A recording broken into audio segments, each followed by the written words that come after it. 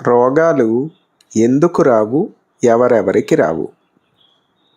హిమాలయం నుంచి బయలుదేరిన రెండు పక్షులు కోరుక్, కహ అరుక్ ఎవరు రోగి కాదు అని అరచుకుంటూ కేరళ వరకు విహరించాయట.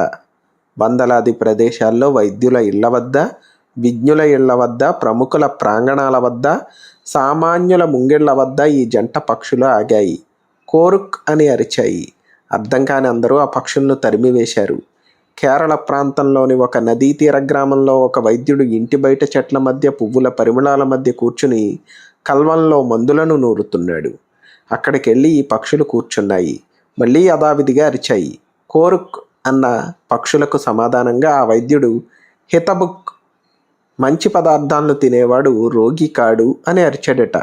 ఆ పక్షులు రెండవసారి కూడా కోరుక్ అని అరిచాయి. సమాధానం మితబుక్, మితముగా తినేవాడు అన్నది. ఆ పక్షులు మళ్ళీ కోరుక్ అని అరిచాయట. సమయబుక్ అని వైద్యుడు సమాధానం చెప్పాడు. ప్రతిరోజు నిర్దిష్ట సమయంలో భోజనం చేసేవాడు రోగగ్రస్తుడు కాడు. పక్షులు ఇంకొకసారి కూడా కోరుక్ అని అరిచాయట. హితమిత సమయబుక్ అని వైద్యుడు ముక్తాయించాడు. హితంగా మితంగా సమయానికి తినేవాడు రోగగ్రస్తుడు కాడు. సంతృప్తి చెందిన పక్షులు మళ్ళీ హిమాలయాల వైపు పయనం సాగించాయి. ఆ పక్షులు అశ్వనీ దేవతలు అన్నది ఆ వైద్యుల నిర్ధారణ. ప్రముఖ వైద్య శాస్త్రజ్ఞుడు స్వర్గీయ ఇటికాలపాటి సంజీవరావు గారు చెప్పిన సనాతన జీవన రీతి ఇది. ఈ రీతి భ్రష్టు పట్టిపోవడం వల్లనే ఆధునిక సమాజాన్ని రోగాలు అలముకుంటున్నాయి. ఈ రోగాలను నయం చేసే ప్రక్రియ బహుళ జాతీయ వాణిజ్య సంస్థల దోపిడీకి ఆలవాలమైపోయింది. ఈ ప్రక్రియ కూడా కల్తీ అయిపోయింది. రుక్కు అంటే రోగం, రుక్కు అని అంటే వేదం. ఋగ్వేదాన్ని ఋగ్వేదంగాను, ఋత్విక్కులను ఋత్విక్కులుగాను రాసి భాషను సైతం కల్తీ చేయడం భావదాస్యగ్రస్తులైన జీవన నీతికి పరాకాష్ట. తిండి కల్తీ అవడానికి ప్రాతిపదిక మన సమిష్టి స్వభావం కల్తీ కావడం. పిల్లలు, వృద్ధులు, రోగులు కాయకష్టంచే శ్రమ సౌందర్య జీవనులు ఎక్కువసార్లు తినవచ్చు.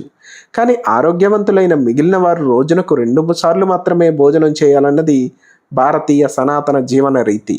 కానీ ఎక్కువసార్లు ఇలా తినకూడని వారు మేము సంపాదిస్తున్నాం, మేము తింటున్నాం అన్న అహంకారంతో రోజంతా తింటూనే ఉన్నారు.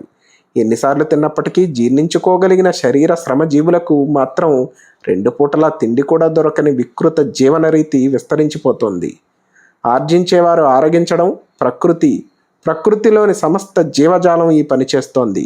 ఇతరుల నోరు కొట్టి తినేయడం మానవులకు పరిమితమైన వికృతి. ఆర్జించేవారు ఇతరులను ఆదరించడం మానవులకు సాధ్యమైన సంస్కృతి. తినడం ఇలా ప్రకృతి. ఇతరుల తిండిని దోచుకోవడం వికృతి. తినిపించడం సంస్కృతి. మన జీవన రీతి ఏది?